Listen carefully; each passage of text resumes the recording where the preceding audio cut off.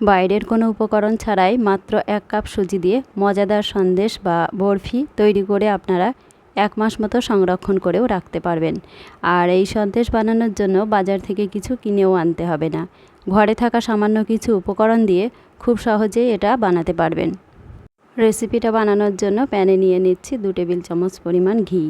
ঘিটা যখন গরম হয়ে গলে যাবে তখন আমি এখানে দিয়ে দেব 1 টেবিল চামচ বেসন।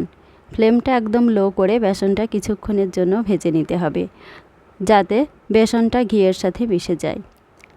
ঘিয়ের সাথে 1 মিনিট মতো ভেজে নেওয়ার পর এখানে দিয়ে দিতে হবে 1 কাপ সুজি। সুজিটা দিয়ে দিলাম।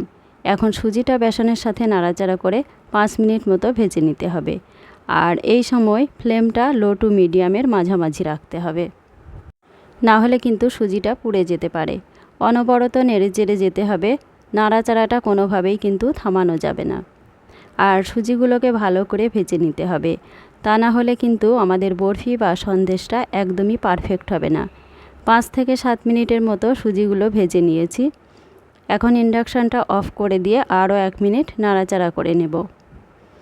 এখন এই প্যান সমেত সুজিটা সাইডে রেখে দিতে হবে। আর এই বরফি বা সন্দেশটা বানানোর জন্য শিরাটা বানিয়ে নেব। তার জন্য প্যানে দিয়ে দিতে হবে 1.5 কাপ চিনি আর দেব 1 কাপ জল। এখন নাড়াচাড়া করে চিনিটা গলিয়ে নিতে হবে। হাই ফ্লেমে জাল দিয়ে শিরাটা ফুটিয়ে নিতে হবে। আর টেস্টটা বাড়ানোর জন্য 4টি এলাচ দিয়ে দিয়েছি। এখন সামান্য একটু ফুড কালার দিয়ে দেব, তবে ফুড কালারটা সম্পূর্ণই অপশনাল, না দিলেও চলবে। শিরাটা একটু ঘন হয়ে এলে ইন্ডাকশানটা অফ করে দিতে হবে। আর শিরা থেকে এলাচগুলো তুলে ফেলে দিচ্ছি। চিনি শিরাটা এখন বেশ ঘন হয়ে এসছে। এখন ফ্লেমটা লো করে দিলাম। এদিকে যে সুজিটা ভেজে রেখেছিলাম হালকা ঠান্ডা হয়ে গেছে। এখন এর সাথে একটু গুঁড়ো দুধ মিশিয়ে নিতে হবে।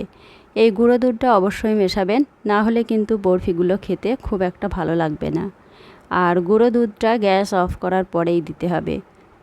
দুধটা সুজির সাথে খুব ভালো করে মিশিয়ে নিয়েছি আর ইন্ডাকশানের উপর প্যানটা বসিয়ে দিয়েছি। এখন তৈরি করে রাখা শিরাটাও দিয়ে দিলাম।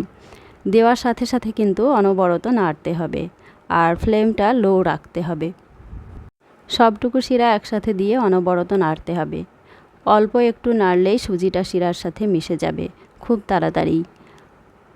এবার ততক্ষণ পর্যন্ত নেড়ে চেড়ে যেতে হবে যতক্ষণ না সন্দেশের এই মিশ্রণটা শুকিয়ে আসে, মানে প্যানের গা ছেড়ে আসছে আর কি। সন্দেশের এই মিশ্রণটা ঘন হয়ে আসতে আমার সময় লেগেছে 5 মিনিট মতো।